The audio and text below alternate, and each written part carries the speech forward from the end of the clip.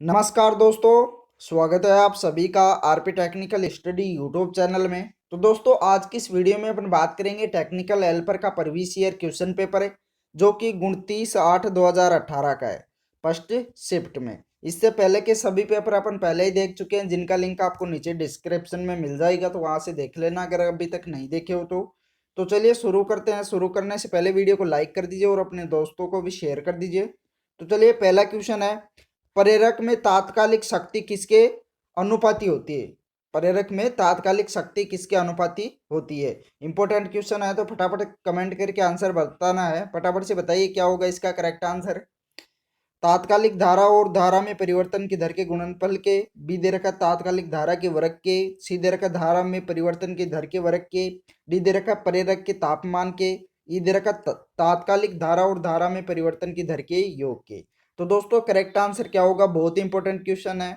प्रेरक में तात्कालिक शक्ति किसके अनुपाती होती है? तो इसका करेक्ट आंसर हो जाएगा तात्कालिक धारा और धारा में परिवर्तन की दर के गुणनफल के समानुपाती होती है, अर्थात अनुपाती होती है। तो करेक्ट आंसर हो जाएगा ऑप्शन नंबर ये। अगला क्वेश्चन है, रूप गुणक का मान शीर्ष गुणक के बराबर किस में होता है? ऑप्शन ए दे रखा वर्ग, बी दे रखा त्रिकोण तरंग, सी दे रखा है आरादंत वर्ग तरंग, डी दे रखा है अर्ध तरंग दिष्टकारी ज्या तरंग, ई दे रखा पूर्ण तरंग दिष्टकारी ज्या तरंग। तो दोस्तों रूप गुणक का मान शीर्ष गुणक के बराबर किस में होता है? इंपोर्टेंट क्वेश्चन है तो इसका करेक्ट आंसर हो जाएगा वर्ग तरंग में। करेक्ट आंसर क्या होगा? ऑप्शन नंबर ये। अगला क्वेश्चन दोस्तों, अगला क्वेश्चन दे रखा है, एक शुद्ध ओमी प्रतिरोधक में वोल्टेज फेज और धारा फेज के मध्य का फेज कोण क्या होता है? ऑप्शन ये दे रखा 0 डिग्री, बी दे रखा 30 डिग्री, सी दे रखा 45 डिग्री, डी दे रखा 60 डिग्री, ई दे रखा 90 डिग्री। तो दोस्तों इसका करेक्ट आंसर हो जाएगा ऑप्शन नंबर ये 0 डिग्री। एक शुद्ध ओमी प्रतिरोध में वोल्टेज फेज और धारा फेज के मध्य का फेज कोण क्या होता है? 0। तो करेक्ट आंसर हो जाएगा ऑप्शन नंबर ये। अगला क्वेश्चन दोस्तों, अगला क्वेश्चन दे रखा है, 12 ओम के प्रतिरोध 0.15 हेनरी के प्रेरण और 100 माइक्रोफेरेड के संधारित्र युक्त एक श्रेणी आरएलसी परिपथ 100 वोल्टेज 50 हर्ट्ज आपूर्ति के साथ श्रेणी में संयोजित है। प्रेरक की प्रतिघात ज्ञात कीजिए। एक्सएल ज्ञात करना है। क्या ज्ञात करना है? एक्सएल ज्ञात करने का फॉर्मूला क्या होगा? 2 पाई एफ एल। क्या होगा? 2 पाई एफ एल। तो 2 गुणा पाई का मान कितना हो जाएगा? 3.14 गुणा पाई का मान कितना दे रख सॉरी फ्रीक्वेंसी कितनी दे रखी है? फ्रीक्वेंसी दे रखी है 50 हर्ट्ज। तो 50 गुणा एल का मान कितना दे रखा है? 0.15। कितना दे रखा है? 0.15। जब इनको गुणा करेंगे तो कितना आ जाएगा? 47.13। जब इनको क्या कर लेंगे? गुणा कर लेंगे तो कितना आ जाएगा? 47.13 ओम। करेक्ट आंसर हो जाएगा ऑप्शन नंबर ये। अगला क्वेश्चन दोस्तों, अगला क्वेश्चन है, निकल आयरन सेल की धनात्मक प्लेट्स किससे बनी होती है? Nickel hydroxide, lead peroxide, ferrous hydroxide, potassium hydroxide या सोडियम कार्बोनेट। तो दोस्तों निकल आयरन सेल की धनात्मक प्लेट हमेशा बनी होती है निकल हाइड्रोक्साइड की। किसकी बनी होती है? निकल हाइड्रोक्साइड की। करेक्ट आंसर हो जाएगा ऑप्शन नंबर ये। अगला क्वेश्चन दोस्तों, अगला क्वेश्चन दे रखा है, लेड एसिड सेल में तनु सल्फ्यूरिक एसिड में क्या समाविष्ट होता है? संपूर्ण H2SO4, बी दे रखा है 1 भाग H2O और 3 भाग H2SO4 का, सी दे रखा 2 भाग H2O और 2 भाग H2SO4 का, डी दे रखा 3 भाग H2O और 1 भाग H2SO4 का, ई दे रखा या तो सी या डी। करेक्ट आंसर क्या होगा? इंपॉर्टेंट क्वेश्चन है। तो दोस्तों इसका करेक्ट आंसर हो जाएगा या तो सी या डी, अर्थात 2 भाग H2SO4 और 2 भाग H2O के और 3 भाग H2O और 1 भाग H2SO4 के। तो करेक्ट आंसर हो जाएगा सी और डी। तो राइट आंसर हो जाएगा ऑप्शन नंबर ई। अगला क्वेश्चन दोस्तों, अगला क्वेश्चन दे रखा है, यदि 1 एम्पियर की धारा किसी लैंप में 100 सेकंड तक प्रवाहित होती है तो उसमें लैंप से कितना कूलम्ब आवेश होगा? कितना कूलम्ब आवेश प्रवाहित होगा। तो आवेश ज्ञात करना है, तो आवेश ज्ञात करने के लिए क्या करेंगे, Q बराबर I इंटू टी, अर्थात धारा गुणा समय।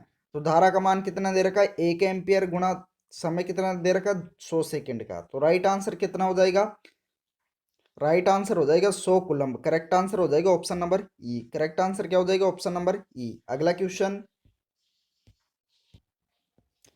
दोस्तों, अगला क्वेश्चन दे रखा है, निम्नलिखित में से कौन सा विकिरण विद्युत क्षेत्र द्वारा प्रतिस्थापित किया जा सकता है, गामा किरणें, अल्फा कणें, बीटा कणें, बी और सी दोनों, या पासिट्रांस। तो करेक्ट आंसर क्या होगा, निम्नलिखित में से कौन सी विकिरण विद्युत क्षेत्र द्वारा प्रतिस्थापित किया जा सकता है। इंपॉर्टेंट क्वेश्चन है, तो इसका राइट आंसर हो जाएगा अल्फा कण। करेक्ट आंसर क्या होगा, ऑप्शन नंबर बी।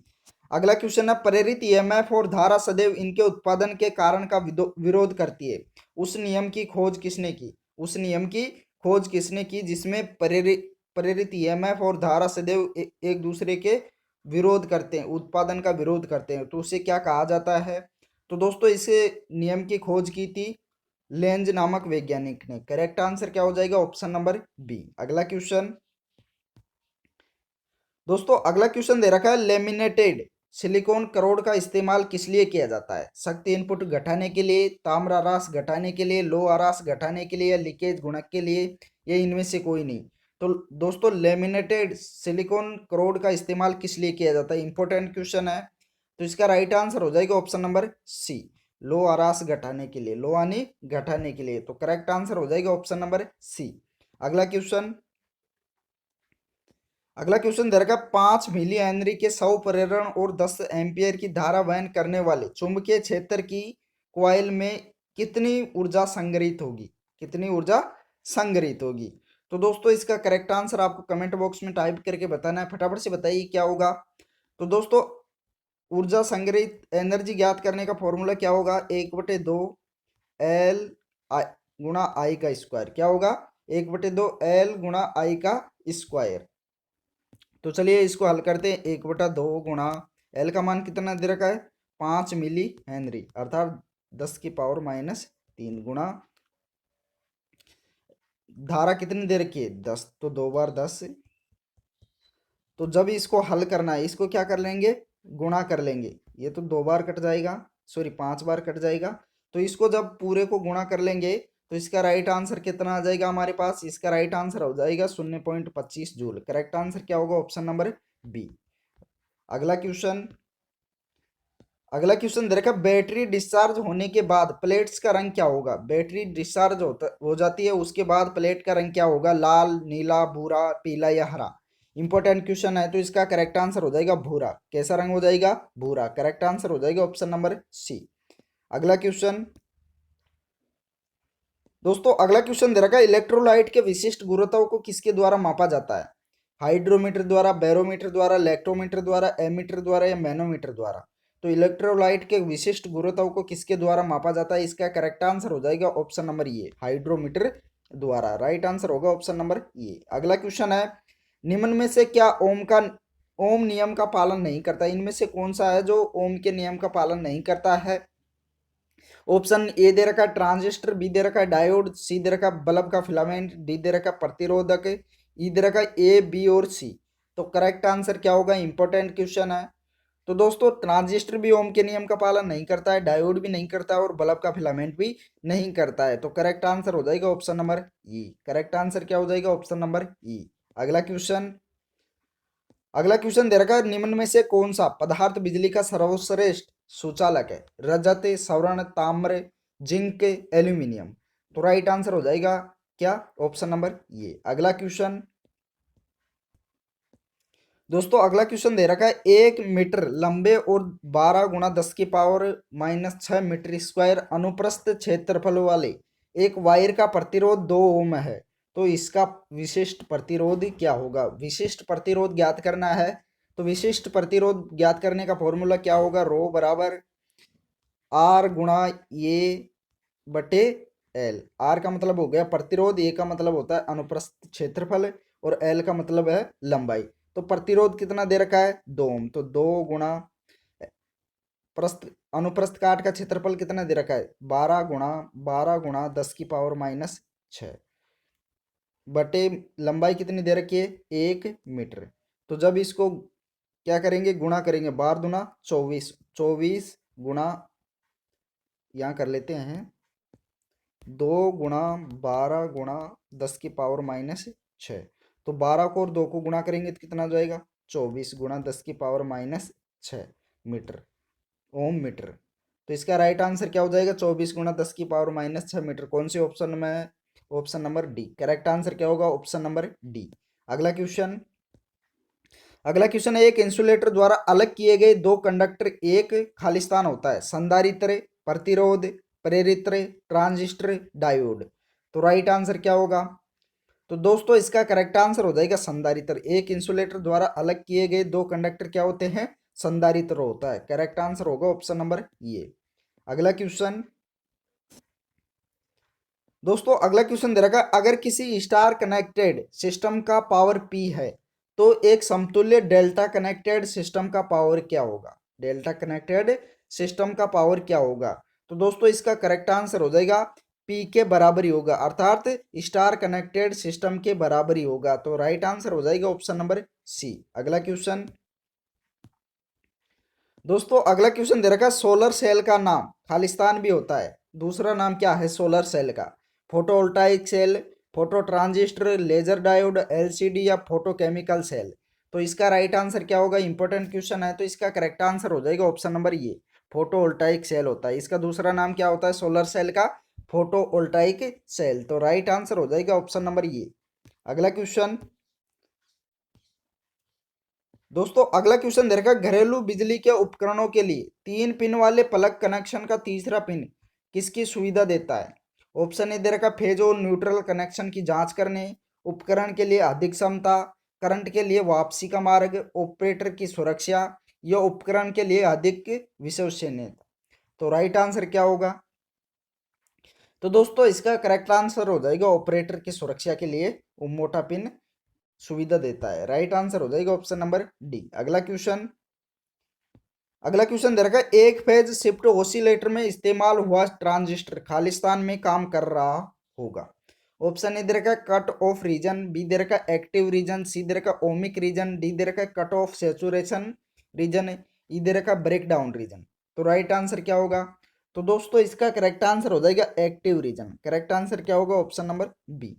अगला क्वेश्चन, अगला क्वेश्चन दे रखा है, अल्टरनेटरों में फ्रैक्शनल पिच कॉइल का इस्तेमाल खालिस्तान के प्रभाव को कम करने में होता है, hunting, harmonics, armature reaction, power factor, C और डी दोनों।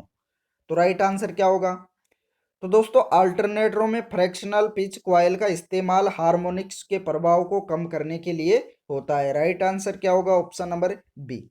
अगला क्वेश्चन, अगला क्वेश्चन दे रखा है, करंट का चटकना मुख्य रूप से होता है oil circuit breaker, air blast circuit breaker, SF6 circuit breaker, A और बी दोनों, बी और सी दोनों। तो राइट आंसर क्या होगा, तो दोस्तों इसका करेक्ट आंसर हो जाएगा एयर ब्लास्ट सर्किट ब्रेकर में होता है। करंट का चटकना मुख्य रूप से किस में होता है, एयर ब्लास्ट सर्किट ब्रेकर में। करेक्ट आंसर हो जाएगा ऑप्शन नंबर बी। अगला क्वेश्चन दे रखा है, एक एसी एमीटर का फटन 22 एम्पियर है तो करंट का उच्चतम मान क्या होगा। करंट का उच्चतम मान क्या होगा, तो दोस्तों आई बराबर उच्चतम मान निकालना है तो किससे गुणा करेंगे 1.414 से, किससे गुणा करेंगे 414 से। तो इसको गुणा करेंगे तो कितना आ जाएगा 31.1, कितना आ जाएगा 31.1। तो इसमें कोई ऑप्शन नहीं है, तो इसका करेक्ट आंसर हो जाएगा इनमें से कोई नहीं है। अगला क्वेश्चन, दोस्तों अगला क्वेश्चन है, निम्नलिखित में से कौन सा डिवाइस आमतौर पर उच्च रिसाव प्रतिरोध और विद्युत मशीनरी इंसुलेटर के लिए इंसुलेशन प्रतिरोध को मापने के लिए उपयोग किया जाता है, wheat stone bridge, kelvin double bridge, megger, multimeter या एमीटर। तो राइट आंसर क्या होगा, इंपॉर्टेंट क्वेश्चन है, तो इसका करेक्ट आंसर हो जाएगा मेगर। राइट आंसर क्या हो जाएगा ऑप्शन नंबर सी। अगला क्वेश्चन, दोस्तों अगला क्वेश्चन दे रखा, बिजली की माप की 2 वाट मीटर विधि में अगर पावर फैक्टर इकाई है तो, अगर पावर फैक्टर इकाई है तो क्या है। ऑप्शन ए दे रखा है, एक वाटमीटर का पठन धनात्मक और दूसरे का पठन ऋणात्मक होगा। बी दे रखा है, दोनों वाटमीटर का पठन धनात्मक होगा। सी दे रखा है, दोनों वाटमीटर का पठन ऋणात्मक होगा। डी दे रखा है, दोनों वाटमीटर के पठन का मान एक समान होगा। ई दे रखा है, या तो बी या सी। तो राइट आंसर क्या होगा? तो दोस्तों इसका करेक्ट आंसर हो जाएगा, दोनों वाटमीटर के पठन का मान समान होगा अगर पावर फैक्टर इकाई होगा तो। करेक्ट आंसर क्या हो जाएगा? Option number D. अगला क्वेश्चन, अगला क्वेश्चन दे रखा, किसी सर्किट में एक अल्टरनेटिंग करंट का अधिकतम मान 10 एम्पियर है। अगर एक एमीटर को सर्किट में जोड़ दिया जाता है तो एमीटर का पठन क्या होगा? एम्पियर का पठन क्या होगा? तो दोस्तों एम्पियर का पठन मान ज्ञात करने के लिए क्या करेंगे? 10 को 0.707 से गुणा करेंगे। किससे गुणा करेंगे? प्रभावी मान से गुणा करेंगे, आरएमएस मान से गुणा करेंगे। किससे गुणा करेंगे? आरएमएस मान से। तो इसका राइट आंसर कितना हो जाएगा? 7.07। राइट आंसर क्या हो जाएगा? 7.07। तो करेक्ट आंसर हो जाएगा ऑप्शन नंबर ये। अगला क्वेश्चन, दोस्तों अगला क्वेश्चन दे रखा, जब सिर्फ प्रेशर कॉइल में ऊर्जा प्रवाहित की जाती है तो एनर्जी मीटर में एल्यूमिनियम डिस्क का धीमा और सशर्त रोटेशन क्या कहलाता है? चुंबकीय त्रुटि, यांत्रिक त्रुटि, ब्रेक मैग्नेट के कम पावर की वजह से गड़बड़ी, डी दे रखा धीरे धीरे बढ़ने वाली गड़बड़ी, ई दे रखा इनमें से कोई नहीं। तो करेक्ट आंसर क्या होगा? इंपॉर्टेंट क्वेश्चन है। तो दोस्तों इसका करेक्ट आंसर हो जाएगा धीरे धीरे बढ़ने वाली गड़बड़ी। करेक्ट आंसर हो जाएगा ऑप्शन नंबर डी। अगला क्वेश्चन है, जब एक डिस्ट्रीब्यूशन ट्रांसफार्मर का कर रहा है तो इसमें से भनभनाट की आवाज उत्पन्न होती है, तो यह किस वजह से होता है? कोर हानि, मैग्नेटिक हानि, कोर का कंपन, ऑयल की कमी, या ए और बी दोनों?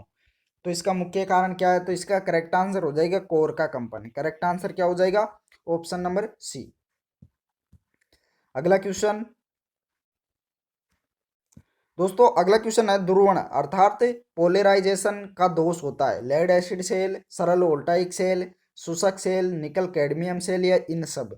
तो दोस्तों इसका करेक्ट आंसर हो जाएगा सरल वोल्टाइक सेल। करेक्ट आंसर क्या होगा? Option number B. अगला क्वेश्चन है, सेल टाइप ट्रांसफार्मर में चुंबकीय पथ की संख्या कितनी होती है? 1, 2, 5, 10 या 16? तो दोस्तों सेल टाइप ट्रांसफार्मर में चुंबकीय पथों की संख्या होती है हमेशा 2। करेक्ट आंसर क्या होगा? Option number B. अगला क्वेश्चन, अगला क्वेश्चन दे रखा, निम्न में से क्या केबल को यांत्रिक क्षति से सुरक्षा रखता है? Bedding, sheet, arm ring, serving, इन सब? तो दोस्तों इसका करेक्ट आंसर हो जाएगा आर्म रिंग। करेक्ट आंसर क्या होगा? Option number C. अगला क्वेश्चन, दोस्तों अगला क्वेश्चन दे रखा है, एसडब्ल्यूजी का विस्तार क्या है? तो एसडब्ल्यूजी का फुल फॉर्म बताना है। तो एसडब्ल्यूजी का फुल फॉर्म होता है स्टैंडर्ड वायर गेज। क्या होता है? Standard wire gauge. तो करेक्ट आंसर हो जाएगा ऑप्शन नंबर सी। अगला क्वेश्चन, अगला क्वेश्चन दे रखा है, एक जंक्शन पर मिलने वाली धारा का बीजगणितीय योग शून्य है। यह नियम होता है जूल का नियम, फैराडे का नियम, लेंज का नियम, किरचॉफ का विद्युत धारा का नियम, किरचॉफ का वोल्टता का नियम।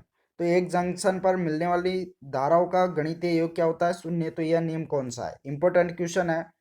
तो इसका करेक्ट आंसर हो जाएगा विद्युत, किरचॉफ का विद्युत धारा का नियम। करेक्ट आंसर हो जाएगा ऑप्शन नंबर डी।